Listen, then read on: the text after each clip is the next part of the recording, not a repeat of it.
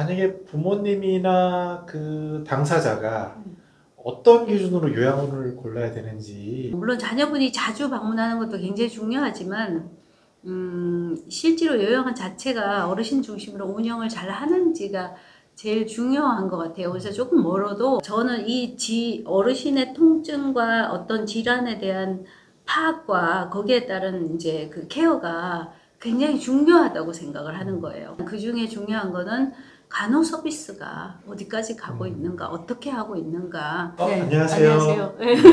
오랜만이에요. 네. 오늘은 그 서울시 50플러스 감서센터에서 50세대를 위해서 시니어 글로벌 비즈니스에 대한 이런 컨텐츠를 만들고 있는데 요양 분야에서 첫 번째로 우리 김영희 원장님을 모셨습니다. 제가 이제 알기로는 10여 년 전인가 실버풀이 그때 200베드 넘는 거기서 그 기억이 나는데, 그때 그 따스한 햇살과 그 노인들의 웃음소리, 그 다음에 이제 직원들의 화상, 그리고 원장님이 저한테 말씀하신 건데 그때 당시에도 아마 화장실에 있는 비누 가지고 고민을 하셨어요. 이게 우리 노인들에게 이렇게 좋은 걸 쓰고 싶다. 그래서 제가 어디 강의하거나 이럴 때 항상 써먹는 말이 그리고 이제 요양원 기준을 말씀드렸는데, 지금 이제 종근당 산업에서 그 인수한 그 헤리티지 너싱홈 굉장히 화려하고 당연히 프리미엄인데요. 먼저 대표님께 만약에 부모님이나 그 당사자가 어떤 기준으로 요양원을 골라야 되는지 그런 얘기를 좀 알려주시면 도움이 될 것 같습니다. 사실은 거기에 이제 너무나 많은 스토리들이 있죠.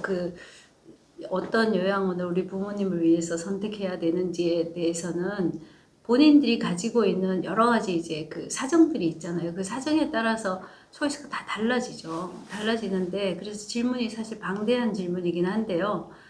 기본적으로 뭘 봐야 되는지, 이제 예를 들면 프리미엄급 요양원에 가는지, 아니면 서민적인 요양원에 가든, 아니면 어떤 요양원을 선택하든, 또는 이제 지역을 어디를 선택하든지 간에 이제 여러 가지 이제 선택 사항들이 이제 존재하는 거잖아요. 근데 일단은 이제 모든 보호자들이 이제 가까운 지역을 선택해요. 그러니까 지역적인 특성을 이제 가장 고려하더라고요. 제가 설문조사도 해보면 자기 집에서 적어도 1시간 이내의 거리여야 된다라고 생각하는 거는 자기가 좀 자주 좀 들여다봤으면 하는 이제 보호자의 마음인 거죠. 근데 지난 3년 동안 코로나 때문에 보호자가 아무리 원해도 사실 들여다볼 수도 없는 요양원이 됐었잖아요. 자기 부모가 어떤 생활을 하는지 알 수가 없었던 그런 기간이 왔고, 또 앞으로도 이런 전염병에 따른 팬데믹은 자꾸 이제 여러 형태로 올 거라고 봐요. 그래서 물론 자녀분이 자주 방문하는 것도 굉장히 중요하지만 실제로 요양원 자체가 어르신 중심으로 운영을 잘 하는지가 제일 중요한 것 같아요. 그래서 조금 멀어도 좋은 요양원을 찾는데 이제 좀 정성을 기울여야 된다는 생각이 들어요. 근데 제가 또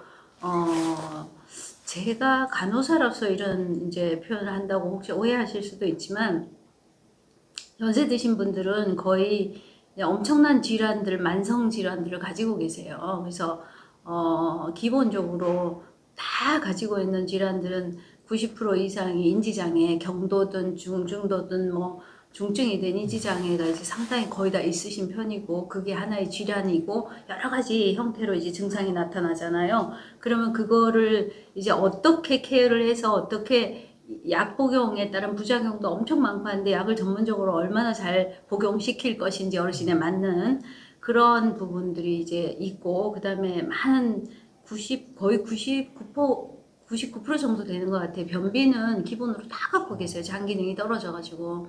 그러면 사실은 대변을 보는 일이 그냥 혹시 사소하게 생각하실 수 있지만 본인 당사자한테는 너무나 큰일이 되는 거예요. 이게 왜냐면 우리가 드시고 또 그거를 잘 배출하시고 이런 것들이 어떤 흐름에 우리 몸의 흐름에 관련된 거라 저는 너무너무 중요하다고 보거든요. 그러면 이게 이제 그 변비의 증상에서 나타나는 부작용, 통증 호소 방법, 또는 이제 어르신이 실제로 자기가 변비라서 오는 증상이지만 다른 형태로 나타났을 때 본인도 그게 변비에 의한 증상인지 잘 모르고 옆에 주변에서도 모르고 할 때 굉장히 중요한 시기를 놓치고 고통받기도 하고, 이런 식으로 이제 만성 질환을 다 가지고 계시잖아요. 허리 통증, 그다음에 관절염, 고혈압, 당뇨, 뭐 하여튼 모든 어르신이 만성 질환을 가지고 계시잖아요. 근데 저는 어르신의 통증과 어떤 질환에 대한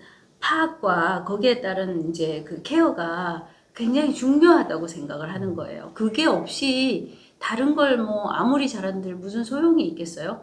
그 최근에는 지금 우리나라 전체에 보면 옴이 엄청나게 지금 막 그 요양원, 요양병원 또 일반 병원까지 번져서 너무나 막 옴이 막 기승을 부리고 있는데도 불구하고 의사분들도 이 옴에 대한 경험이 별로 없는 거예요. 왜냐면 옛날에 막 군대에서나 있었던 것 같고 이러니까 잘 모르시고 피부과에서 옴 진단이 잘 안 내려져요. 그리고 이제 요양원을 운영하시는 분들도 옴인지 아닌지 잘 몰라요. 거의. 그러니까 이거 뭐 노인성 접촉성 피부염이야, 뭐 노인성 가려움증이야, 뭐 이런 식으로 생각하시고 케어를 안 하고 또 치료 방법도 모르고 이러다 보면 옆에 어르신한테 옮고 막 이러면서 요양원 전체가 다들 막 가려워하시고 이래도 직원들도 그냥 만성적으로 원래 노인들은 이렇게 가려우신가 뭐 이러면서 그냥 넘어가고 어르신은 점점 고통에 휩싸이고 그게 가려움증도 엄청나거든요. 그러면서 이제 방치되면서 어르신들의 삶이 이제 피폐해지고 저는 그런 것들이 저는 정말 있어서는 안 됐다고 생각하는 거죠. 그렇다면 전문가가 이제 그 상황을 인지할 수 있어야 되는데 이게 알고 있으면서 어르신을 돌보는 것과 모르면서 돌보는 거에서는 굉장히 큰 차이가 있어요. 진짜로. 그래서 저는 요양원을 선택하실 때 그 요양원에 정식 간호사가 근무하는지를 보시는 게 되게 중요한 것 같아요. 왜냐면 이제 선진국은 요양원에 그 정규 간호사를 필수 배치로 해놨는데 우리나라는 아직 그렇지 않거든요. 그래서 우리나라의 한 80% 정도의 요양원에서는 정식 간호사가 없어요. 근데 저는 물론 뭐 의사 선생님이 촉탁으로 있기도 하지만 의사 선생님들은 바빠서 사실 어르신 일일이 다 못 살펴보고 상주해서 근무하는 간호사가 어르신을 빨리빨리 잘 캐치할 수 있어야 되거든요. 그래야 고통으로부터 어르신을 저희가 이제 케어해 드릴 수 있는 거잖아요. 예를 들어서 당뇨가 심하신 분이 당뇨 케어를 계속 간호사가 하고 있다면 발에 궤양이 안 생기죠. 발을 보고 관리하고 이러는데 그걸 안 하고 있다가 발에 상처가 생기면 그냥 휠체어에 찧었나? 이렇게 생각하다가 놓치면 나중에 발등 또는 발목 그 종아리까지 잘라야 되는 이제 일이 바로 발생하잖아요. 근데 그런 거는 어떤 예의주시해서 잘 케어해서 전문적으로 발견하지 않았기 때문에 그 어르신은 장애가 발생하는 거잖아요. 이런 것들이 저는 요양원을 운영하면서 너무너무 중요하다고 보는 거예요. 그래서 가장 그 중에 이제 뭘 봐야 되냐 이렇게 이제 물으신다면 너무나 많은 걸 봐야 되지만 그 중에 중요한 거는 간호 서비스가 어디까지 가고 있는가, 어떻게 하고 있는가, 간호에 대해서 중요성을 요양원을 운영하시는 분들이 인지하고 있는지 이런 거를 여쭤보시고 그거에 대해서 확신이 있어 하는 요양원이 그래도 기본으로 서비스를 하는 요양원이 아닌가 이게 이제 그렇게 판단하고 있어요. 그래서 그런 걸 좀 알아보셔야 될 것 같고 그 다음에 이제 두 번째는 요양원에서의 생활 중에 제가 어르신의 생활 중에 가장 중시하는 거는 식사예요. 네.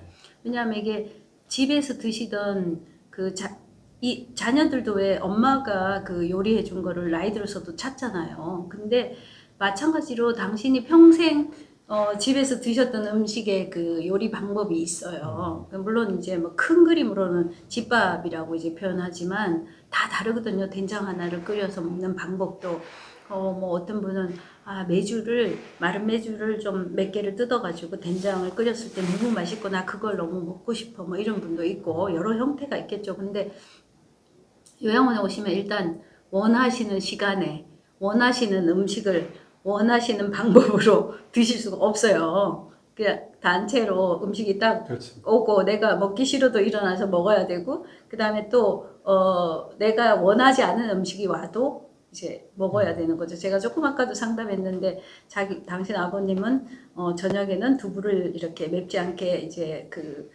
두부찌개를 해서 이렇게 저녁을 드셔야 되고 이제 이제 따님이 이제 그런 얘기를 하는 거예요. 근데 요양원은 실제로 그렇게 다 맞춰주기가 어려워요. 대체로 맞춰주려고 노력하지만 이제 그런데 그런 식사를 원하는 거를 원하는 시간에 천천히 즐기면서 못 드시는 거가 요양원에서 가장 이제 생활하기에 힘드신 부분이지 않을까 이 생각을 하는 거예요. 그러면 요양원 이제 운영자는 관리자는 어르신한테 어떻게 하면 집밥에 가장 접근하고 이 음식이 맛있게 잘 드실 수 있나를 늘 고민하셔야 되는 거거든요. 모든 어르신들은 전부 다 그 무른 밥을 원하세요. 왜냐하면 치아가 다 이제 안 좋으시기 때문에. 그리고 소화 기능도 약하니까 무른 밥, 진밥 다 좋아하시는데 그 진밥이 아닌 그냥 이제 그 일반적인 밥이 올라오면 다 힘드신 거예요. 그러니까 그런 걸 다 고려해 줄 수 있도록 최대한 노력하는 게 되게 중요하다고 저는 봐요. 그리고 요양원의 식사가